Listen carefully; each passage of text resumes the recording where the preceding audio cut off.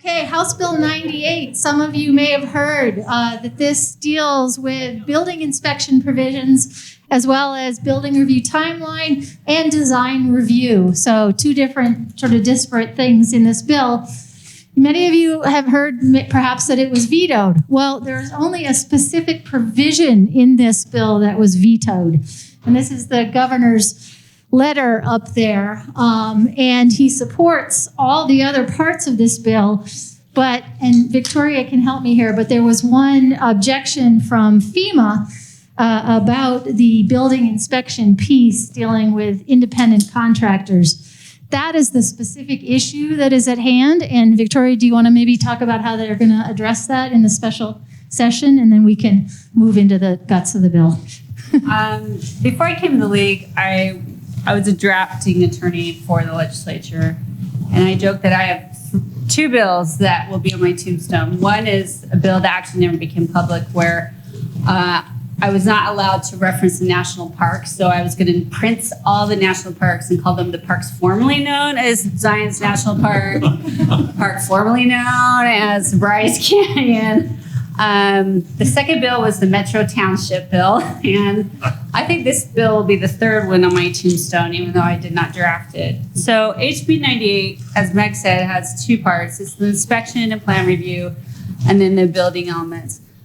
To be clear, the entire bill is vetoed right now. It is not law, but because we don't have a line item veto in our state.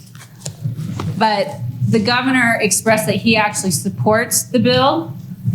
FEMA came out and the National Floodplain Insurance Group, which I didn't even know they had a group, came out after session and raised this issue with third-party inspections.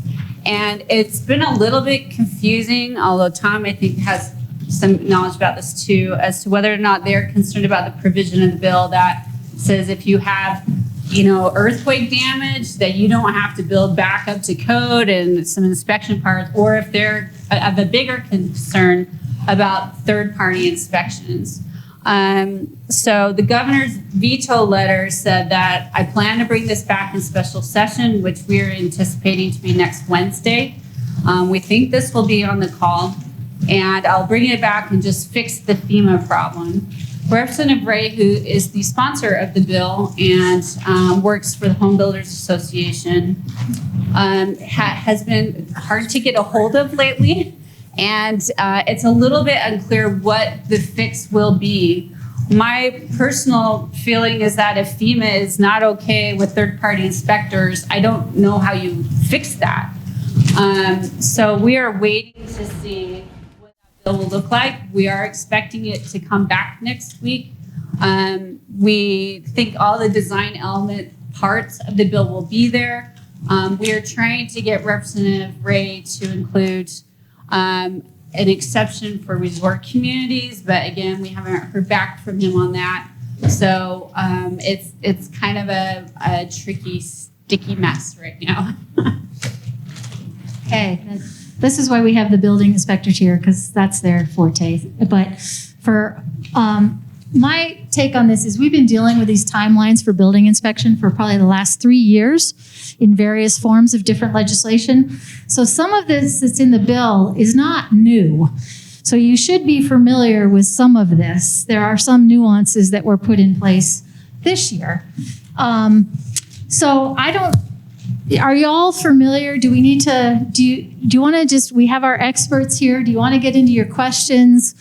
We have a summary here kind of what the sort of the deadlines are, the plan review. Of course, we have the piece in question. I just want to make this worthwhile for you. Do you have specific questions that we want to leap right into about this timing and the review process? Crickets? Okay.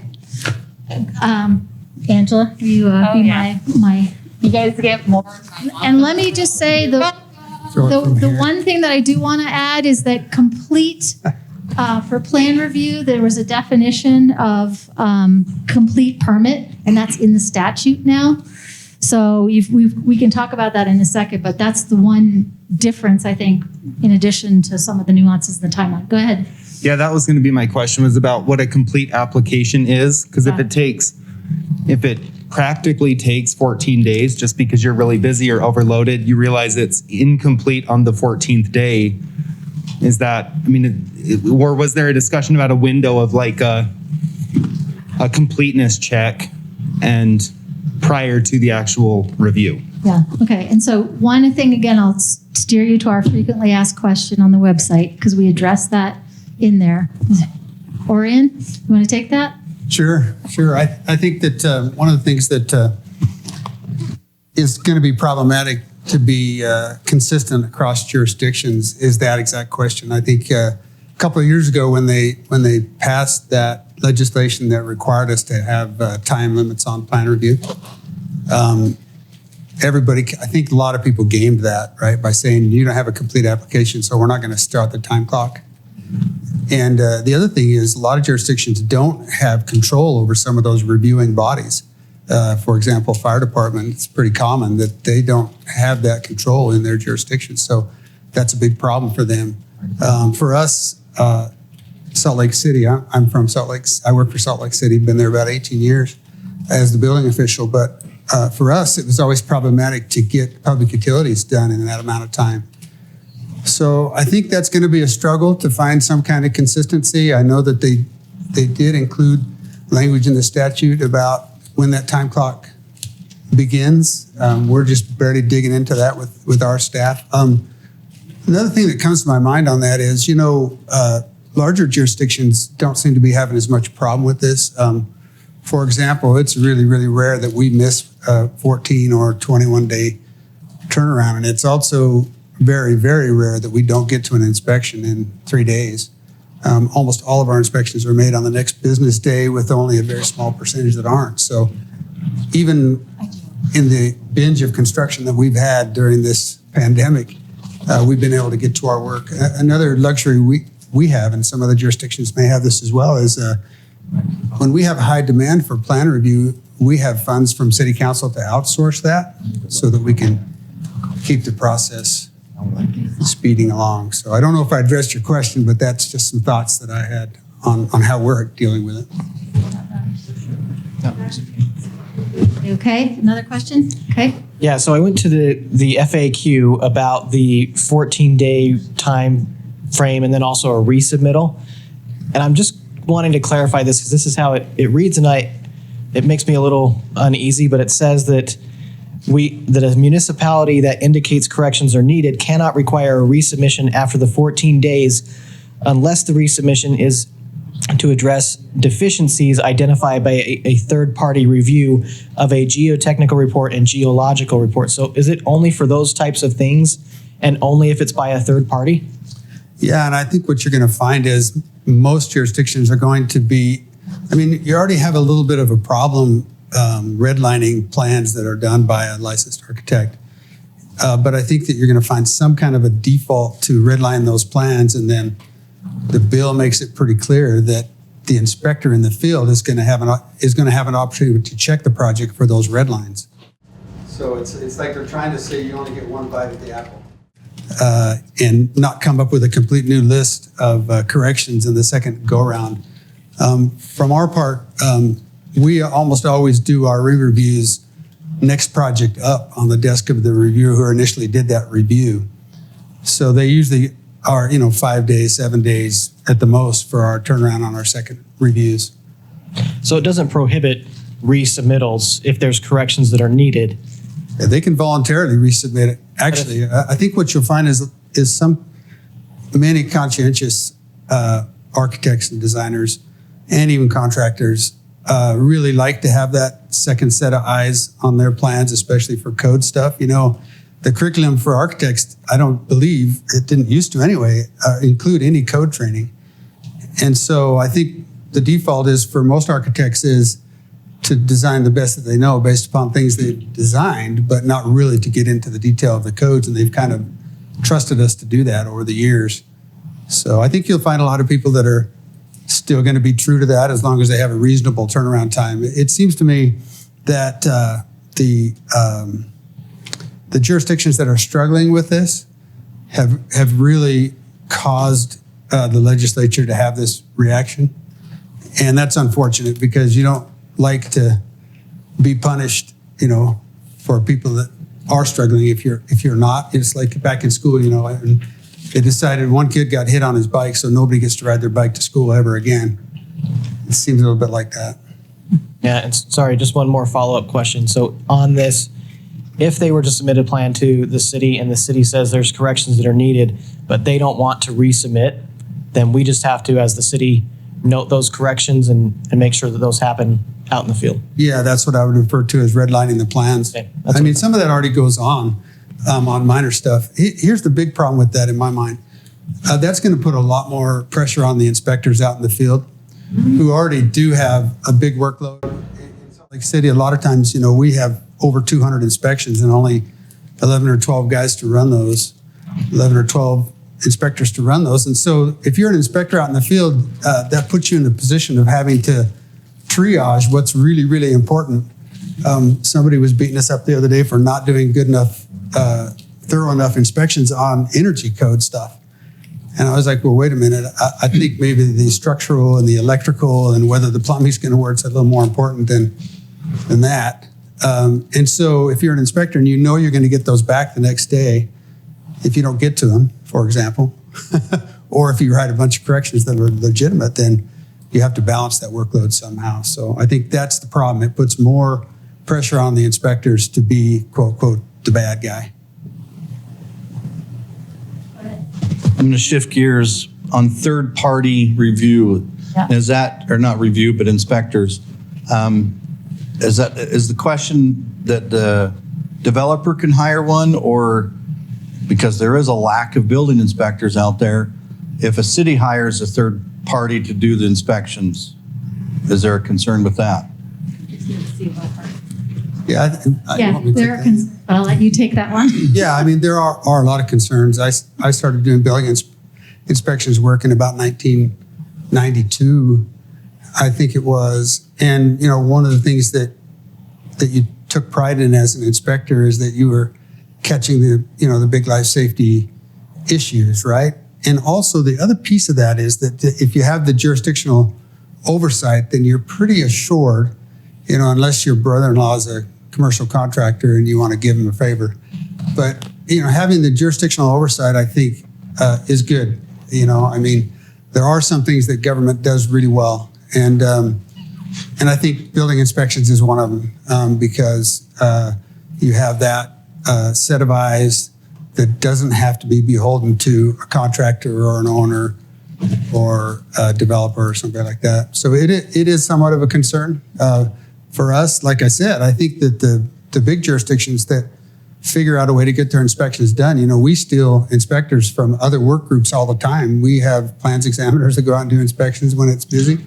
And we also steal our civil enforcement officers who are required to be certified to do building inspections when it gets too busy. During the airport, we had 3 people out there full time for 4 years. And so we were constantly stealing other certified staff to make those inspections. So it's okay for the city to hire the third party, but not.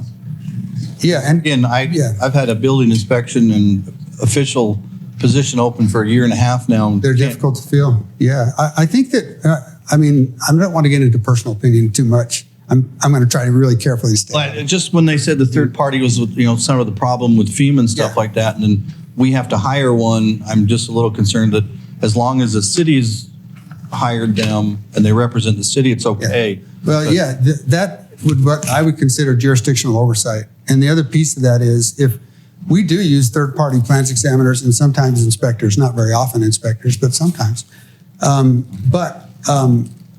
They have to come in through a contract, and then they have insurance that covers them for that. And plus, you're not likely to have a conflict when you hire that way. Clarify again, this is dealing, just to go back, maybe I can't go back. Let's see. This is for we're talking about single family duplex and townhome. The commercial provision for the 21 days still is intact. So just to clarify again the difference. Tom? I was just going to clarify, but Orion got there with if the city hires them, then none of this rule kicks in. If you as a city still conduct those inspections within the 3 days, whether you do it with your inspectors or third-party contract inspectors, as long as they're under the jurisdiction of the city. None of this would apply, and you'd be business as normal. Yeah, I think this has gotten some city council's attention because they need to. I mean, that's one way to help your city council. How many city council members do we have in here? I mean, that's one way to get your councils to pay attention, right? That you lack the resources to do the work that's necessary, and so this is a not so subtle way for the legislature to say, staff up and take care of these issues, or there's going to be consequences. And that really is the consequence, is that a third party would be allowed to do these inspections. I think that we would go to any extreme to keep that from happening because we're just too concerned about the conflict of interest. Other questions on that or the timing? Okay, let me move to just clarify again, complete application. So again, this is just in regards to the building permit for the single family and townhome. This is separate complete application under your LUDMA code. When we say, remember, we have a process for determining a complete application that is left to your discretion. This is separate. So I want to make sure that we understand there's two different things. And this is, they do enumerate all the different provisions of what can be in a complete application. So if yours is different for this building permit plan review, we've had a lot of questions, can we add more stuff? And the answer we've gotten back is no, you can't add more stuff. You have to stick to that list. So is that you confirming our interpretation? That is the way that I understand the way the language is written. You could only have lesser requirements. You couldn't have more strict requirements for that checklist. That's the way I understand it. And that, make one clarification, because this question came up during session and maybe people have figured it out, but in that list of what is a complete application, it says a geotechnical report, including a slope stability evaluation retaining wall if the slope lot is greater than 15% and required by the town. And I talked to a few people during session who read that as you only get geotechnical reports in these slope stability situations. And that's not really what that language says. The complete application includes a geotechnical report, which could have other things, but then there's a qualifier in the slope stability. So just to be clear about that. Yeah, good point. other questions? Victoria really doesn't need me here. She understands this. I have no idea what a geotechnical report is. So Yes. So how will that work with our ISO ratings if they come in and a third party does inspections and issues the CO? You probably will get bashed for that in your ISO. Have you done one before? The audit from the ISO? No, so I have 3 years before I have to do one, but I want to get ready for it now. Yeah. I think you will get dinged for that pretty good, personally. So have they made any, I mean, has anybody talked about that to say, this is going to affect not only the cities, but the insurance rates and everything in the state? Yeah, I mean, there are some differing opinions about how much value the ISO audits actually have. I mean, there are a lot of big insurers do their own actuarial stuff, right? They're not going to really trust that kind of an organization, quasi-governmental organization, to do that work. But it is used as a tool to make a judgment about what's going on in a community, and it can be it can have very bad visual, right? That you're getting dinged for that. I think it's specifically for me, I think the ability for a third-party person who has no jurisdictional oversight to actually issue a certificate of occupancy on a building, on a new building, even if it is a single-family home. I mean, what's more important than where your family sleeps, right?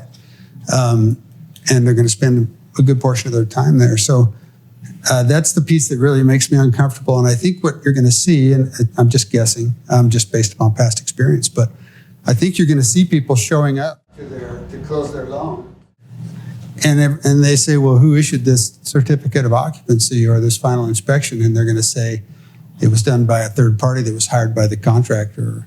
That may have to be tested out in the courts, but I've heard from that industry that is going to be problematic. And the other thing about that is the state adopts the I codes, which is the charging statement for building departments. And it seems like they're just trying to run over that.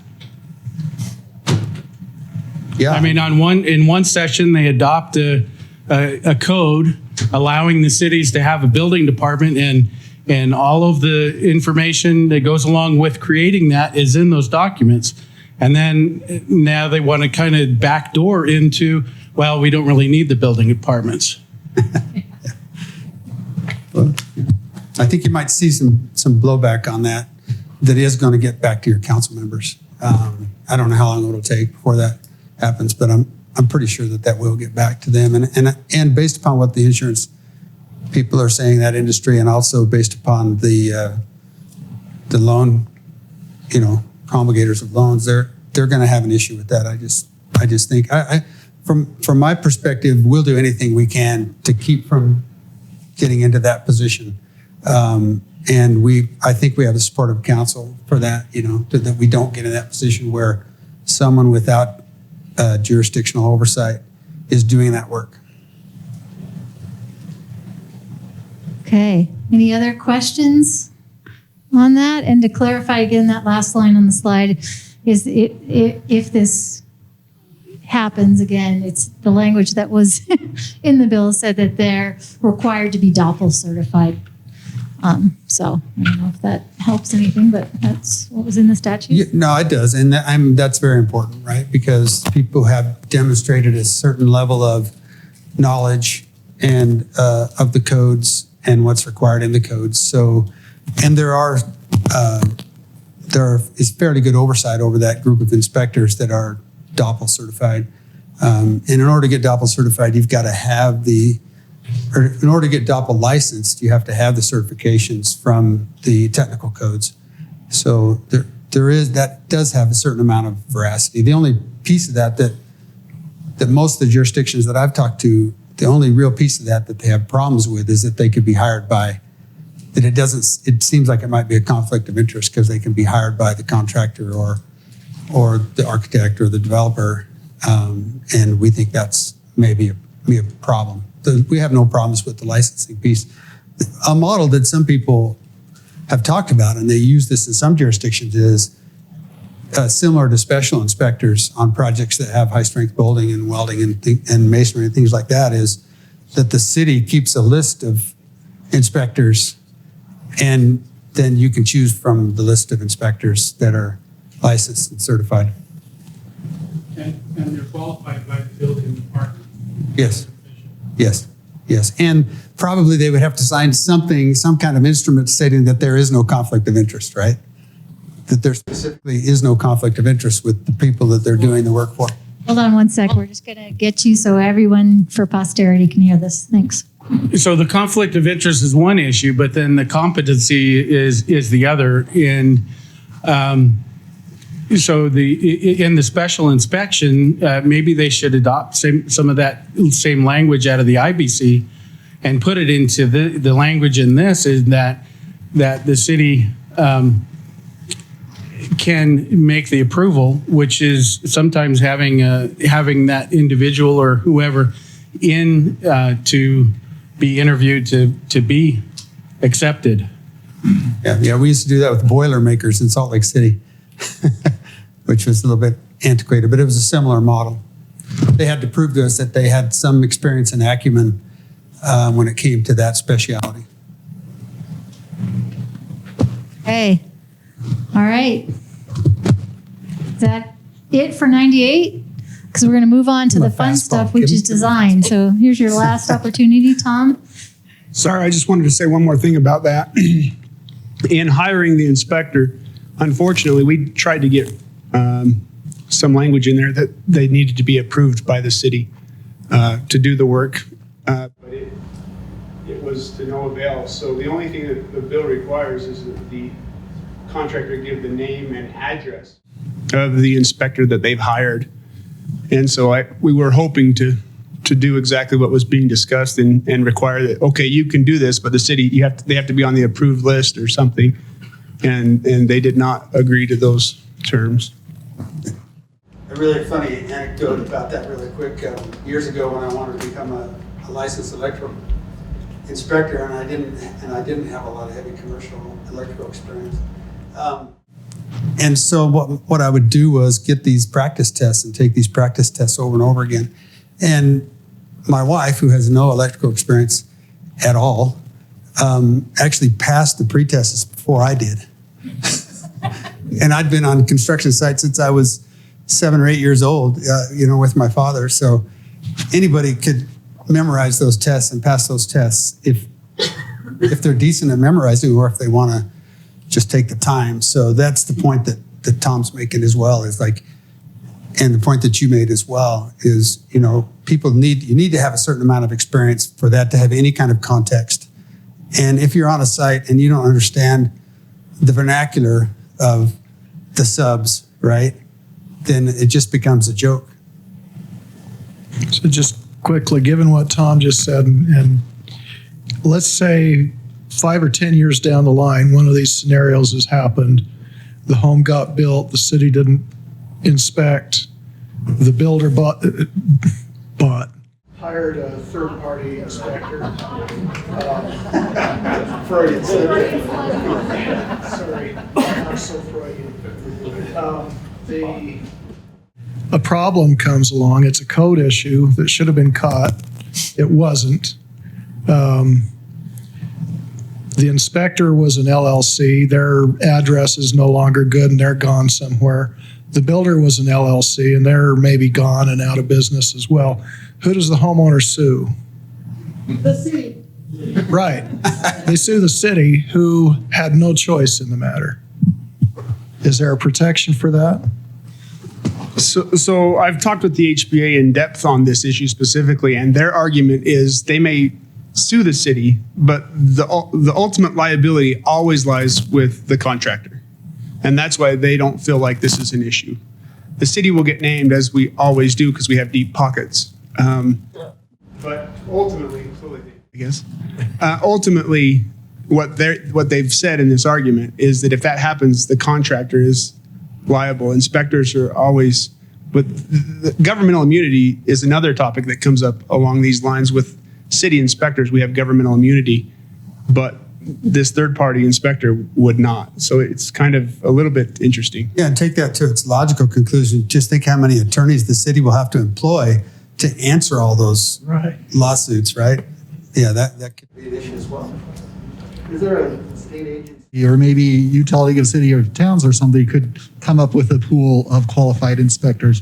I see the issue with not wanting the city to, because they're trying to control cities that they perceive maybe are abusing this process. But is there some other option that way? Yeah, I mean, the perfect model for that is special inspectors that are employed by the owner to do inspections that are constant inspections that we don't have time for. And so there's a state-approved list of those special inspectors and what they do and what their training is and all of that. Almost all commercial job sites have some model of special inspector that's doing work there. I mean, sometimes you'll get all the way up to the foundation and start structural steel before your inspectors really do, before the normal jurisdictional inspectors even doing any real work other than collecting the reports from the special inspector. So we already have a good tie with the private industry to do that. And on a side note, the state of Utah, in my department, actually has already a third-party code inspector firms, sort of like the special inspectors. And I tried to get that implemented into the language to say, we've already vetted these 14 third-party special inspection groups, and they didn't want to do it. So the source is already there, but they chose not to take it. All right. On that happy note, any other final questions? Okay. Thank you so much, Tom. Thank you, Orion. Thank you. We're going to move to another fun topic, design. And Mark, I'm going to let you, we've got sort of, again, if we need to go over the statute, we can, but basically the point of today was to try to get into how do we begin to tackle this and implement it. But here's up on the screen the statute, basically prohibiting design regulation elements for single-family duplex and townhomes. And then there are, 6 or 7 carve-outs that were put into the bill. And I think, again, we're just unpacking this. Mark, do you want to leap right in? And Sure. Again, we can give some examples and then we have questions. Okay. Well,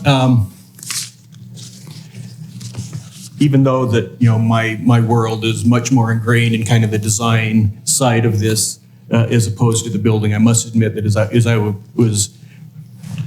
I've been reading this ordinance and the various iterations over the last few years, I'm way more concerned about the building side of this than the design side. But when Angela invited me to speak here today, I kind of circled back and read it a lot more close. And as I was reading it, it reminded me of this quote that I remember from Andres Duany, the famous planner and architect. I'm sure some of you have heard of. And he said this in jest, obviously, but I think our legislature is saying that, no, this is literally true. Duany said that, quote, "Bad design is the only known technique to keep housing affordable." And when you read this ordinance, that's pretty much exactly what they're saying. The legislature identified these 11 or 12 specific things, including color, type and style of cladding. The outside of the building, style, dimensions, or materials of a roof structure or the roof pitch, any type of architectural ornamentation, doors and windows, garage doors, rooms, including the number or type of rooms. I don't know of any city who cares about that. Or the interior layout of the house. Again, I don't know who's really, who cares about that. But also the square footage, anything over 1,000 square feet. So the state's essentially saying, you can say a house has to be at least 1,000 square feet, but nothing beyond that. Rear yard landscaping, we're not allowed to address that anymore. Building dimensions or requirements to install front yard fencing. And then, like Mick said, then they carve out the series of exceptions, which I think the exceptions are really interesting as well. But before I talk about the exceptions, I'm really kind of curious how many cities really kind of jump into architectural review for single-family and two-family homes. I get the sense that there really aren't a tremendous number. Michael, I saw you raise your hand. If you, and I think a lot of cities kind of touch on it here and there. I know Taylorsville touches on it here and there, but we don't have full-on design review that talks about building materials and roof pitches and that sort of thing. So I don't think that this is going to be a real big issue for most communities. I think maybe some resort communities or maybe some desert communities where the building form, the man-made environment really kind of impacts your economy through tourism or whatever. But I don't think most cities are really going to be tremendously impacted by this. But the exceptions that we have up here on the board, one, if you're in a historic district, you have an exception, and then they specify that that's the National Register or the State Register or any local district created by ordinance before January 1st, 2021. So we can't go back and retrofit, or we can't go back and create historic districts and say, okay, these parts of our towns, these parts of our cities, this design review isn't applicable for. Anything that's enacted for either the National Flood Insurance Program or the Utah Wildland Urban Interface Code, that's largely fire restrictions in more rural type of areas. There's an exception there. This one is interesting. Any dwelling located in an area zoned primarily for residential use, substantially developed before 1950. So if you're in a neighborhood, maybe something like Sugar House, where it's not necessarily a historic district, but it's predominantly developed prior to 1950, there's an exception there.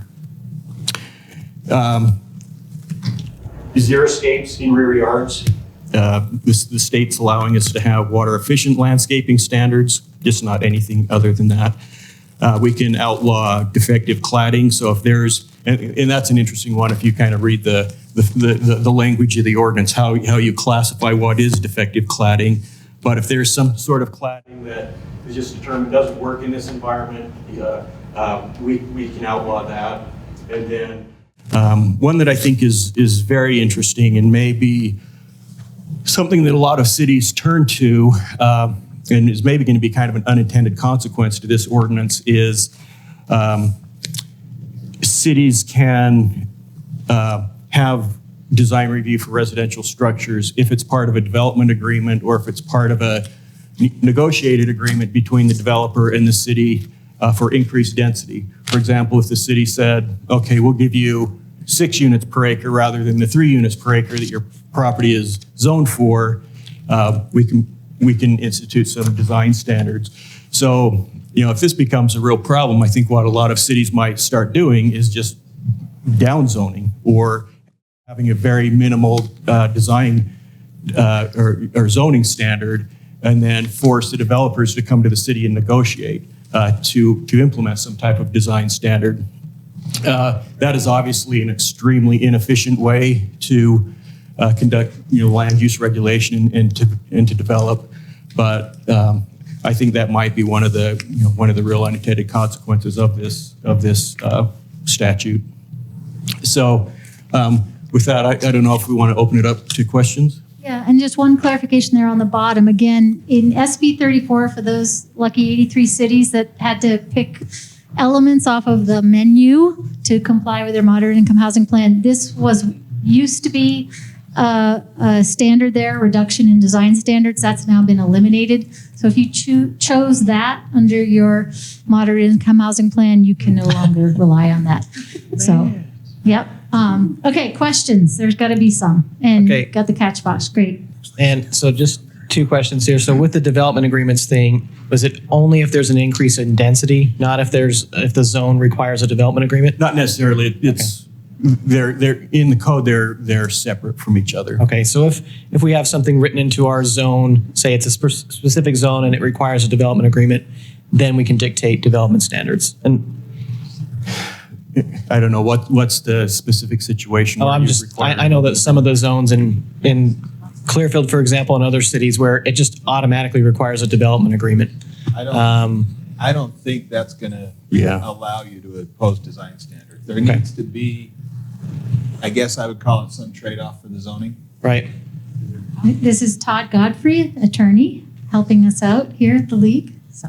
Oh, that's great. And then with townhomes, I guess my concern with that is that some cities, especially more suburban cities, look at townhomes as kind of a multifamily building. And depending on, and because I'm not a building official, those don't fall underneath, the commercial code. It falls under IRC. So if it's 3 or less, if it's 3 or less, so say you have 5 townhomes attached to each other, it's the commercial code, then does that now allow us to say that there's design regulations and only those that are 3 or less, no design standards? I think that's an excellent question. I was going to bring that up because there's not, I guess there's language in the building code, but as far as like zoning and development codes go, there's not a universal definition of what's a townhouse, what's a townhome. In my mind, a townhouse is those things in Brooklyn that are side by side by side by side. Whereas I think in this code, they're thinking it's more of like a twin home. So I don't know if anybody else has an opinion on that, but I think that is a real gray area that's kind of It's spelled out. It is spelled out really clearly in the International Residential Code. And there is a big differentiation between what's built under the Commercial International Building Code versus the International Residential Code. But townhomes, twin homes, there's pretty good definition in the International Residential Code that helps you differentiate that. And like I said, those have been adopted statewide, so we should have pretty good continuity on that. Just 2 quick comments I've got on your questions.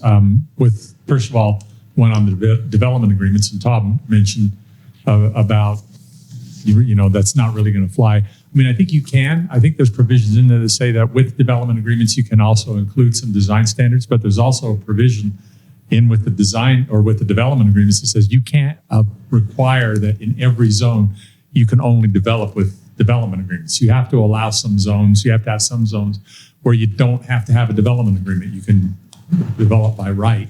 So I think some were looking at that as a way to get around it, but there's that provision in there that's not going to allow you to do that.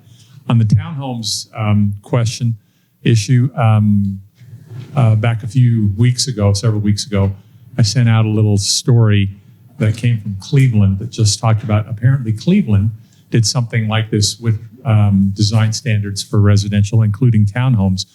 And this story is an architectural kind of review magazine, and it talked about the terrible designs they were getting in Cleveland.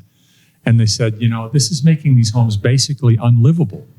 Or they're going to be homes that are just not very desirable and not going to sell very well, and the areas are going to turn into slums in a short period of time. And it was arguing against saying we need to implement some kind of ability to have some design standards for some of these things, because it's just going to really lower the quality of what we get and hence the neighborhoods in which they're located. So it's going to be interesting to see how this all shakes out.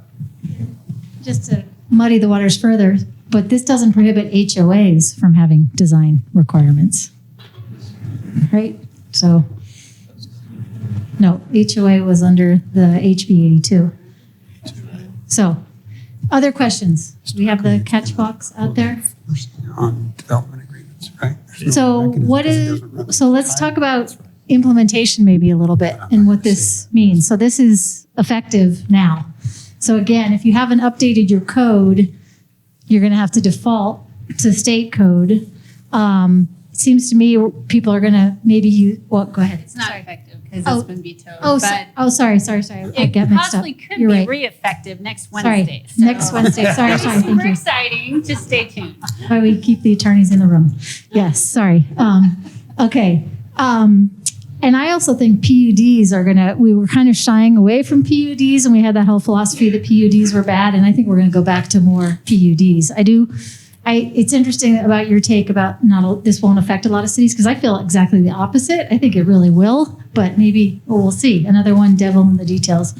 I think mostly I come from a resort community too, so that's where it's pretty clear that they have those regulations. Did you have any, and John has a question, but did you have any other tips or thoughts, Mark, on implementation or what you're doing in your city, how this is going to affect you on the day-to-day? I think you'll want to take a really close look at your code, because like I said, when I initially read it, I didn't think it was really going to impact us that much, because we don't have requirements for brick, or we don't have requirements for house site. We got rid of it years ago. But then when you start thinking about it, I'm thinking through things like, well, we have this provision in our code that we allow a twin home or a duplex in a single family zone if it's built on a corner and the dwelling units point in different directions. So, the driveway and the garage and the front entry's on one side, and, the other unit is on the other street. And that's something that's really worked out really well for us over the years. We have a number of these built in the city. Ironically, most of them have been built by a member of the legislature. But the great thing about it is you could build these without really kind of changing the character of the single-family neighborhood. Where it is, if we can't have those design standards anymore, we'll probably just get rid of it, because. Which is, again, an unfortunate unintended consequence of the ordinance. Now we're not going to be building those slightly more affordable units in single-family neighborhoods. But there's a lot of stuff like that when you really start looking at your code, the fine detail of your code, I think you're going to find a lot of things that we're going to have to pull out. John has a question. John has a question, then another, but just another comment. Maybe in the fall, even though we'll have been in this, maybe we should do another session and see what people have unearthed over the summer from these bills. John? Well, I just was going to echo for a moment. Hopefully this won't echo. there are communities that have the design standards for homes. I mean, your neighbor, West Valley, had them forever, right? And maybe they've dropped them at this point since I haven't been there for 10 years, but it was a really important thing to them because they were getting the rock bottom stuff all the time, right? And so that was really important. It's gone, but it was important. I just was going to maybe question everybody with your thoughts on the townhouses, the townhomes. Is this going to inhibit communities being willing to approve a zone for townhouses? To do more townhouses, which is one of that missing middle pieces. And I guess I don't know the answer to that, but it strikes me as a lot of places I've worked and helped in the last 10 years, they struggle to approve townhouses. Okay, so just a thought. Next.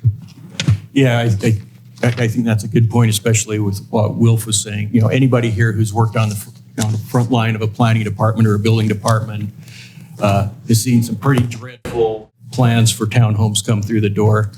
And if we can't provide any higher level of regulation, design regulation, that could be taking away a lot of that missing middle housing that we are so short on.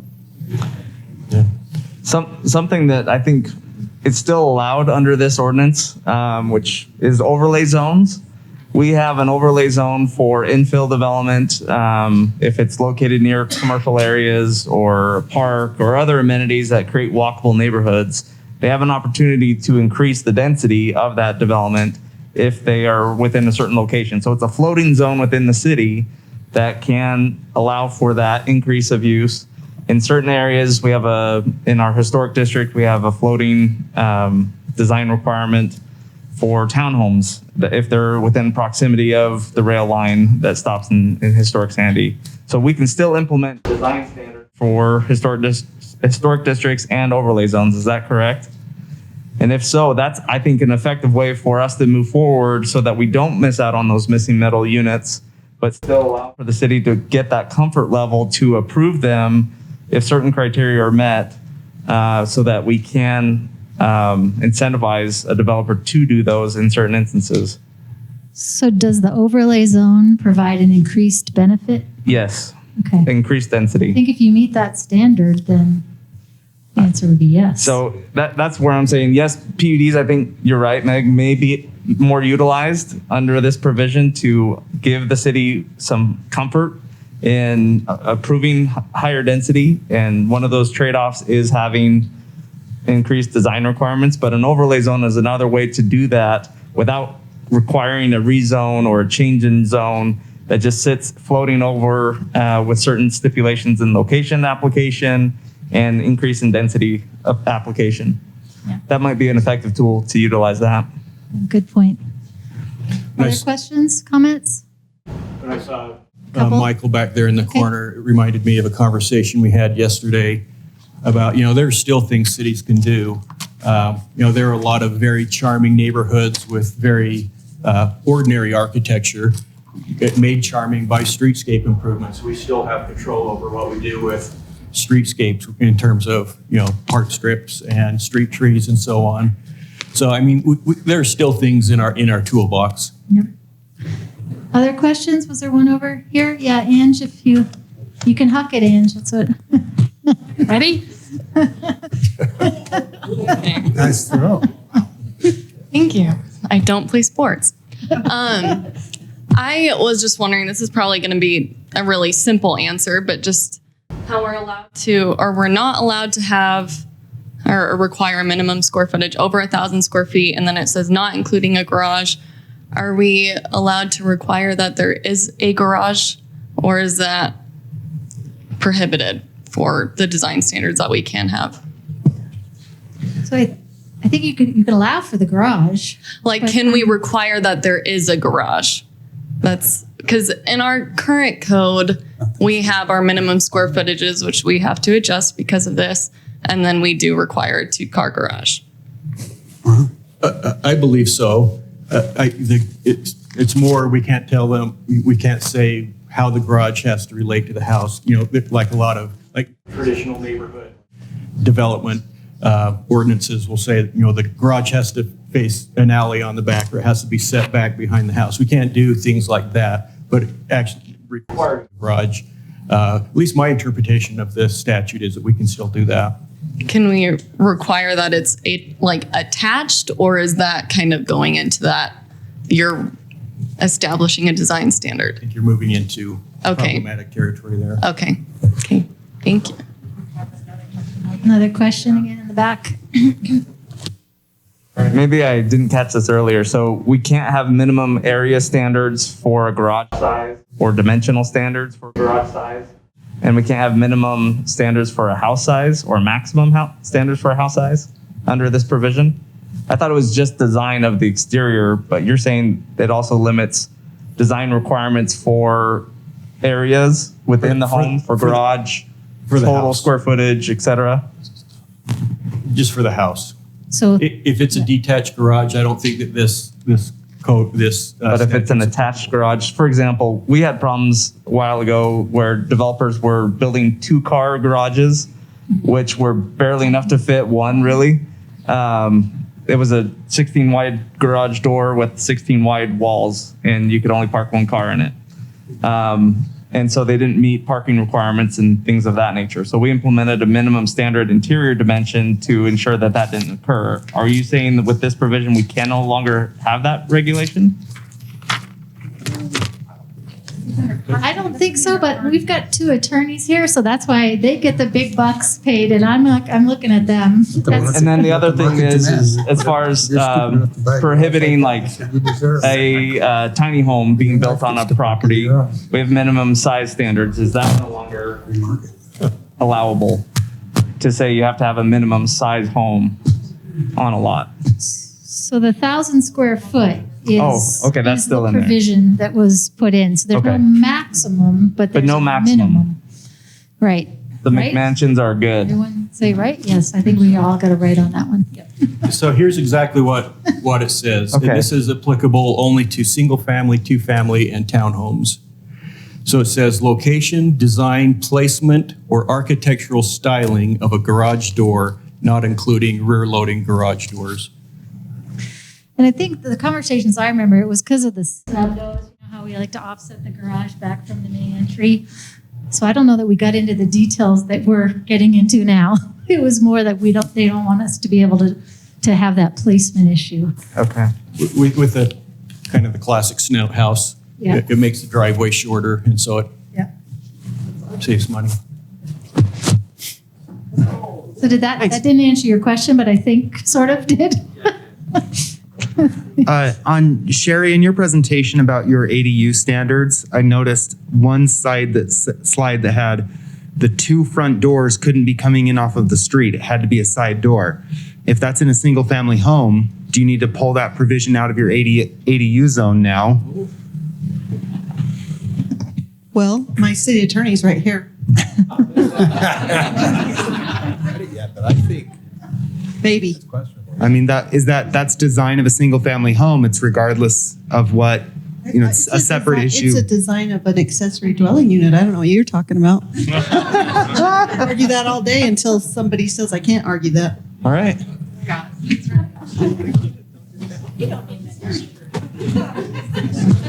All right. Any other questions that we can try to answer? So this is just a point of clarification. For the purpose of this ordinance, how are they defining townhomes? It's how it's defined in your statute, in your code. It isn't defined.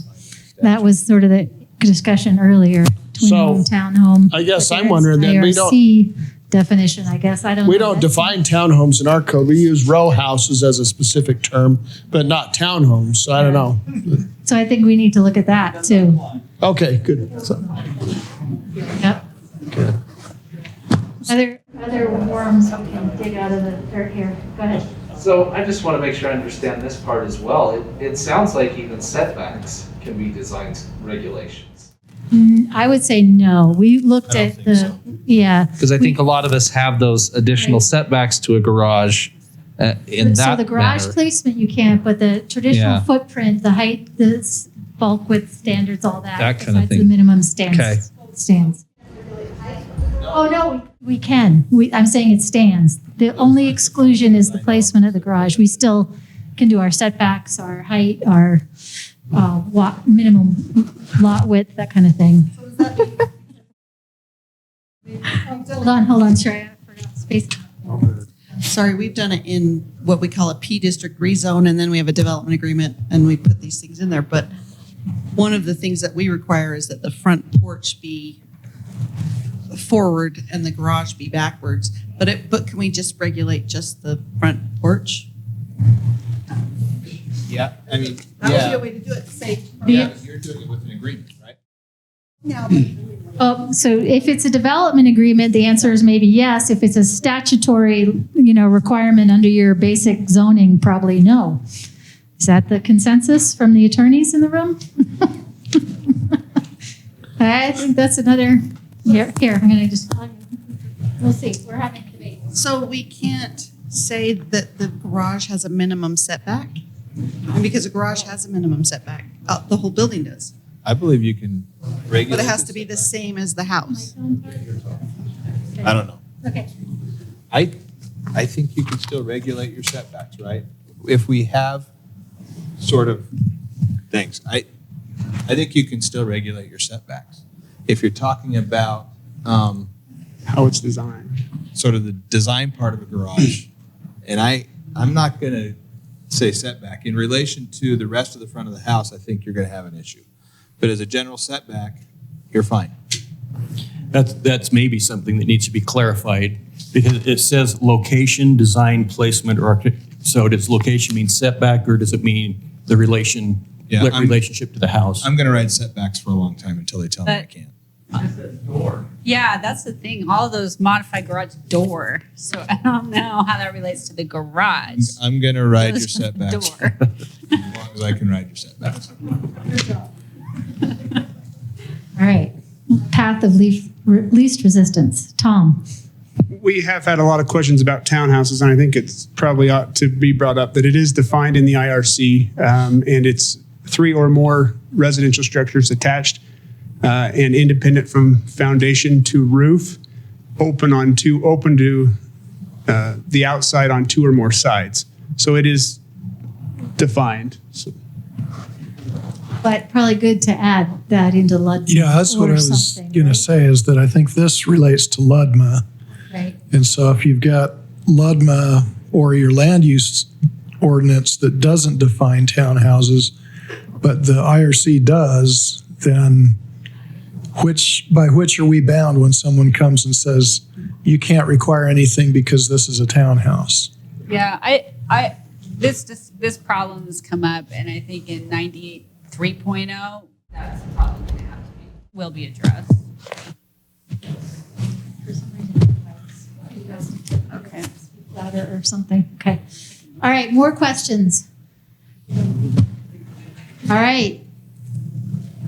Last call. Great. Mark, Orion, thank you guys.